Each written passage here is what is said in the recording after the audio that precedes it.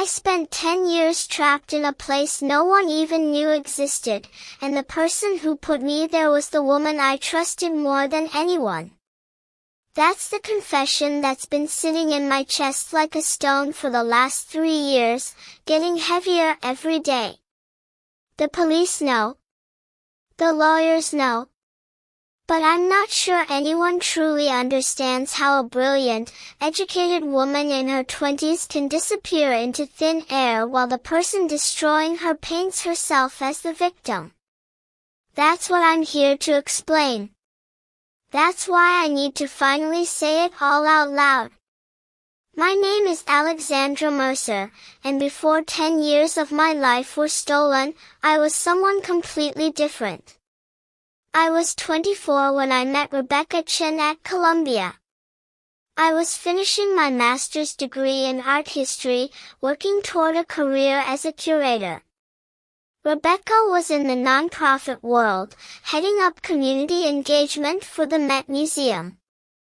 We met at a gallery opening in Chelsea in September, both of us standing in front of the same painting, a massive abstract that neither of us understood, and we both laughed at the exact same moment. She said, "I have no idea what I'm looking at, but I paid $40 for this wine, so I'm committed to pretending it's meaningful." I was immediately, completely charmed. Rebecca was 31, sophisticated, and seemingly everything I wanted to become. She had her own apartment in the Upper West Side, a job with real responsibility, and this effortless confidence that made people gravitate toward her. She was beautiful in a way that didn't require constant work, dark hair that was always somehow perfect, sharp cheekbones, the kind of stylish minimalism that made everything she wore look intentional and expensive. She befriended me that night. Within weeks, she became my entire world. I didn't have many close friends. I was the kind of person who'd always been more focused on achievement than social connection. My family was distant and formal. My parents had divorced when I was 16, and both had remarried and started new families that didn't really include me. I had acquaintances and colleagues, but nobody I really confided in. Rebecca filled that void with such seamless ease that it felt like she'd been waiting for me to come into her life. She introduced me to her world. She took me to the right restaurants, the right gallery openings, the right people. She made me feel like I was being elevated into a sphere I'd been overlooked for. She told me I was beautiful and talented and that I deserved better than the small, anxious life I'd been building for myself. I was in love with her before I even realized it was possible to be in love with a friend. What I didn't see then, what I can see with perfect clarity now, was the calculation underneath it all. Rebecca didn't befriend me randomly. She'd researched me before that gallery opening. She knew I came from money, old money, the kind that was tied up in trust funds and inherited property. She knew my parents, while emotionally absent, were extremely financially generous because they could afford to be and because it was easier than actual parenting. She knew I had no siblings to compete with for inheritance and no real social tether to anyone else who might protect me. She saw me as an opportunity. The transformation happened slowly. By the time I was 26, we were inseparable. We lived together in an apartment Rebecca had rented in Tribeca, though the lease was in my name and paid from my trust fund. We worked in adjacent worlds. She was still at the Met. I'd gotten a position as an assistant curator at a smaller museum. We had dinner together every night, spent weekends together, took vacations together. I cannot overstate how isolated I'd become from everyone else in my life. The few friendships I'd maintained from college had faded because I was always busy with Rebecca. My parents stopped calling as frequently because I seemed happy, and they were happy to be relieved of the obligation to actually parent. Rebecca slowly became my only connection to the world. She was also systematically gaslighting me about my career. She'd question my decisions about exhibitions, tell me I was being too bold or not bold enough, suggest that certain acquisitions I recommended were mistakes. She did this privately, always phrasing it as concern for me, but it planted doubt in my professional judgment. At work, I became second-guessing everything. Colleagues noticed. My reputation began to suffer in subtle ways. Then she suggested I take time off. She said I seemed burned out. She said maybe I should rethink whether museum work was really what I wanted to do. She said she had a friend who needed help with a private art collection, something quieter, less stressful. Something where I could work from home. The friend didn't exist, of course. What existed was a century-old estate in upstate New York that Rebecca had somehow convinced me to help her restore. The story was that a distant relative of hers had left the property to her, that she wanted to turn it into something meaningful, and she needed my expertise to help document and preserve the art that supposedly was already housed there. It was a lie, but I believed it because I was so deep in the pattern of trusting everything she said that reality and her narrative had become indistinguishable. We moved there in the fall of my 26th year. The house was enormous and beautiful, a Victorian mansion with 20 rooms, set on 40 acres of woodland that seemed to exist entirely separate from the rest of the world. No cell service. The nearest neighbor was almost a mile away. The only road in and out was long and winding and private. Rebecca told me we were going to live there while we restored it. She told me it would be our project together. She told me it was romantic, this idea of us creating something meaningful in isolation. I believed her. The first month was beautiful. We decorated rooms, hung paintings, talked about plans for the future. Rebecca was so attentive, so loving, so present in a way I'd never experienced with another person. She cooked elaborate meals. She took long walks with me through the woods. She made love to me with such tenderness that I felt like I was finally being truly seen by another human being. It was in the second month that things shifted. She told me my access to my trust fund had become complicated. Something about a legal technicality with the accounts. She said my parents' attorney had advised against making any large transfers right now. She said it was temporary, just a few months while everything got sorted out. I didn't have my own car at that point. Rebecca had driven us there, and I'd simply never thought to suggest I needed my own transportation. Why would I?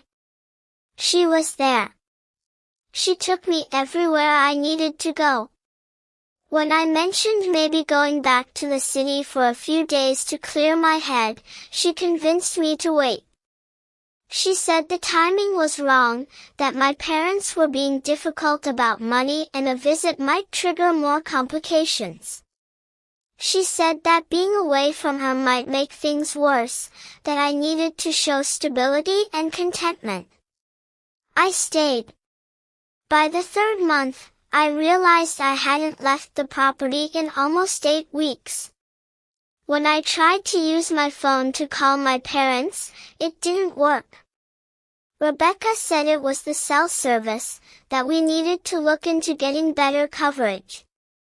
She said we could use the landline if it was an emergency, but that she was worried about how my parents might react to hearing that I was hiding out in upstate New York. She said they'd want me to come back, that they'd be angry, that it might be better to wait until I could present the situation in a way that made sense to them. I was so afraid of disappointing my parents that I accepted this. What I didn't realize was that Rebecca had cut the landline. What I didn't realize was that she'd told my parents I'd had a mental breakdown and that I'd begged her to keep me away from them, that I'd been suicidal and needed space to recover. She'd told them that contacting me would cause harm, that she was helping me get better, that they should just give me time. She told them this while I was standing 3 feet away from her, smiling, looking healthy, having no idea that she'd constructed an entire false narrative about my mental state. My parents, who were already emotionally distant and guilt-ridden about being absent parents, immediately agreed to let her help me. They told her to keep me away from them until I was stable. They told her not to tell me they'd agreed to this, that the shock might upset me. Rebecca had isolated me with the full cooperation of my own family, and none of us knew it except her. The house became my world. Rebecca controlled everything, the money, the communication, the structure of my days. She told me that therapy was happening through her, that she was helping me process my trauma. She told me my career ambitions had been unhealthy, that I was better off away from the pressure and competition of the museum world. She told me I was stronger now, that I was healing, that I should be grateful. Sometimes she was loving. Sometimes she was cruel. She'd tell me I was beautiful one day and criticize my body the next. She'd spend a day being physically affectionate and then withdraw completely for a week, leaving me desperate for her touch, confused about what I'd done wrong. This is what I want to be clear about. I was not locked in a basement. I was not chained. There were no physical restraints. What Rebecca had done was so much more elegant and terrible than that. She'd created a psychological prison so complete that I didn't even realize I was trapped until it was far too late. 10 years. That's how long I lived in that house. That's how long Rebecca controlled every aspect of my existence. I had no phone. No computer. No way to contact anyone. I had learned to stop asking questions. I had learned to find meaning in small things, the organization of the library, the cataloging of paintings that Rebecca had slowly acquired, the routines of my days. Rebecca left sometimes. She'd tell me she was going into the city, that she'd be back in a few days. She'd leave me alone in the house with supplies and told me to think of it as a spiritual retreat, a chance to be with myself. I'd count the days until she returned, terrified each time that she wouldn't come back, that I'd be left alone forever. My dependence on her had become complete. During those 10 years, the world moved on without me.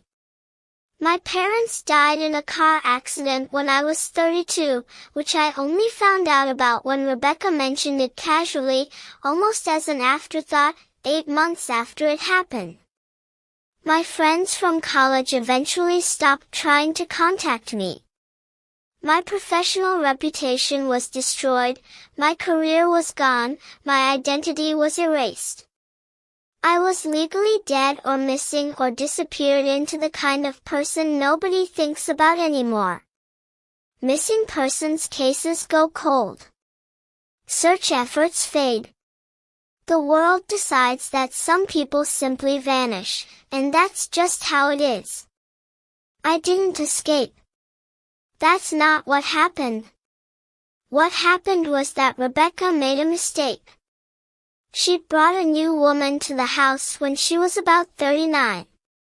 Another person she was befriending, another lonely woman she was slowly isolating.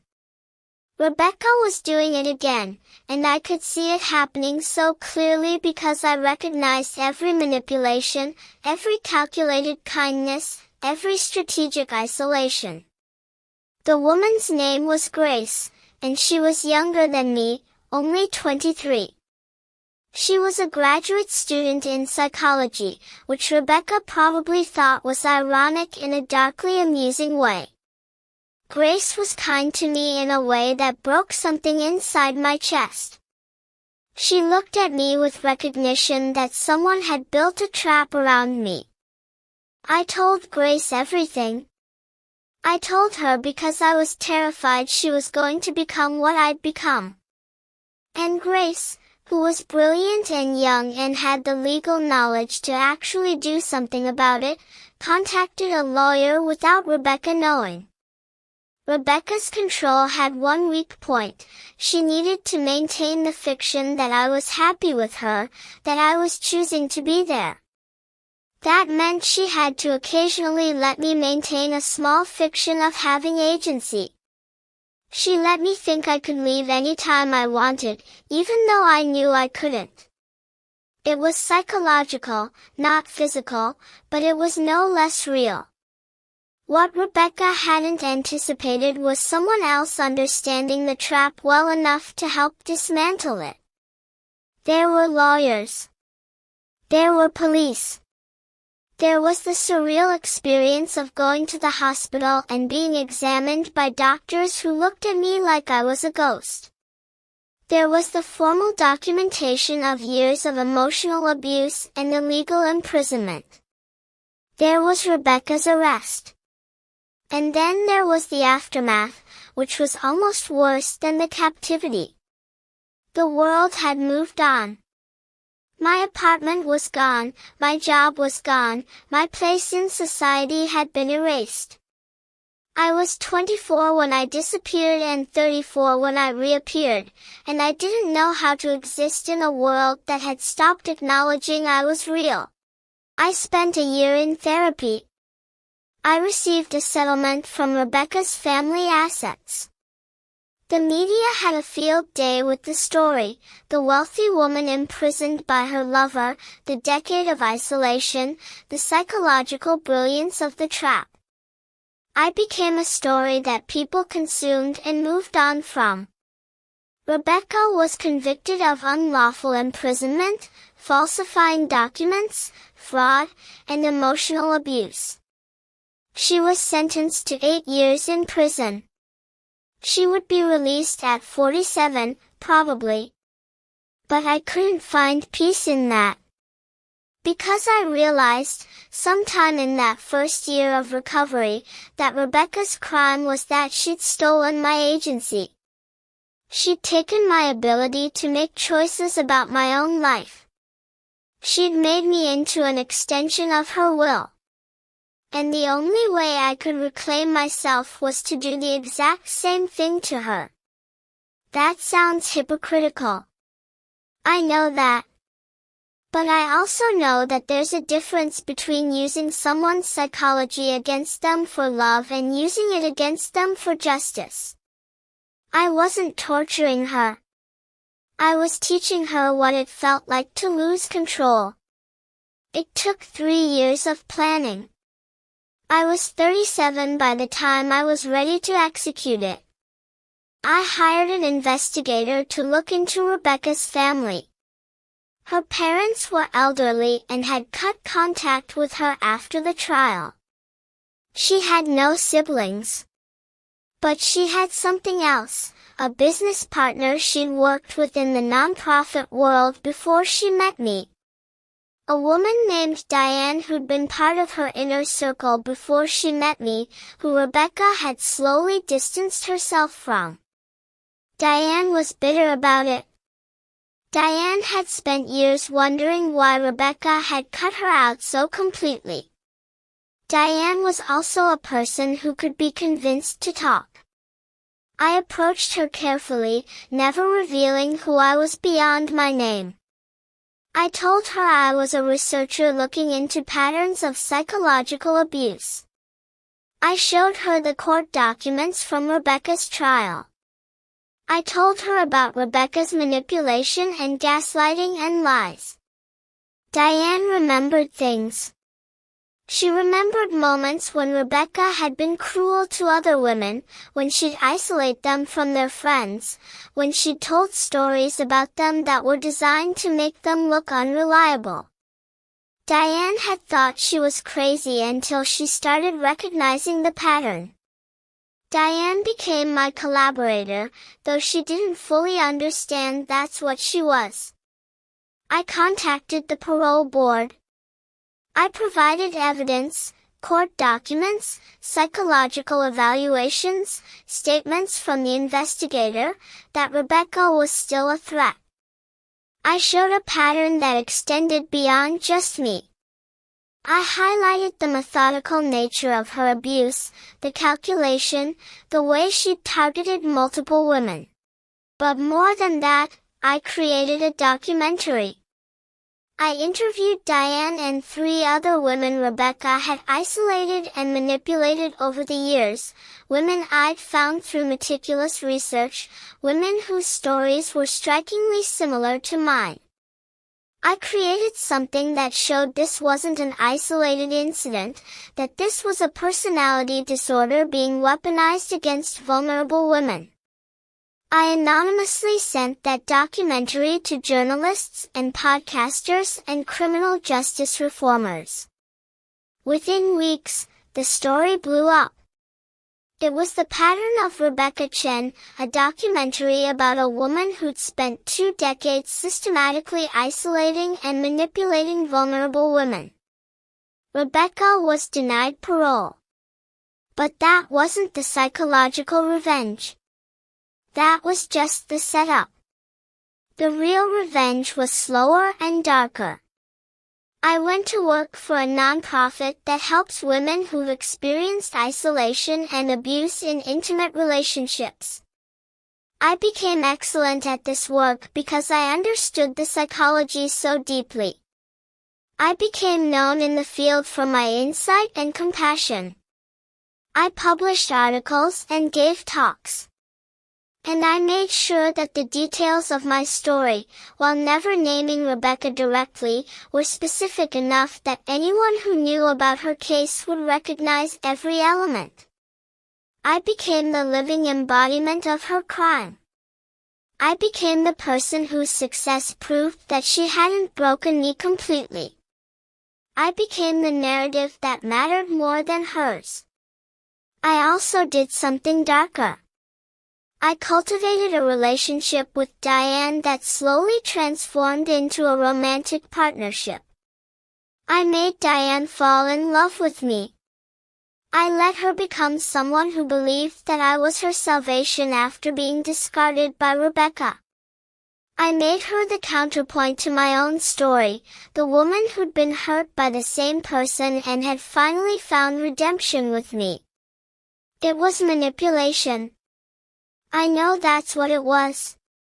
I was using her the way Rebecca had used us, though I told myself it was different because I wasn't trying to imprison or destroy her. I was just using her emotional vulnerability to construct a narrative that made Rebecca look even worse, a woman who'd hurt not just her victims but everyone around her, including her closest colleagues. When Diane found out that I'd been strategically cultivating her affection, that I'd never actually loved her, she said something that I still think about, so you learn to be just like her. She wasn't entirely wrong. The moment of confrontation happened not between Rebecca and me but between me and myself. It was 3 years after I'd escaped.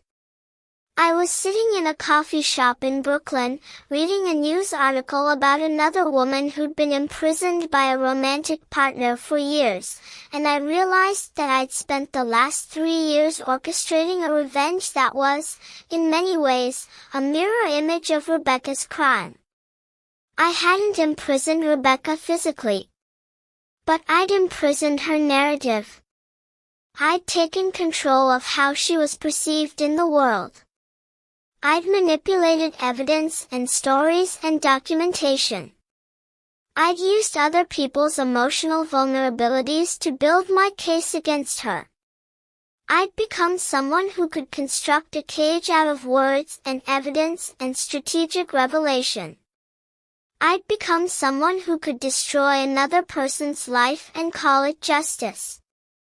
The question that I still can't answer is whether that was wrong. Rebecca deserved prison. She deserved exposure.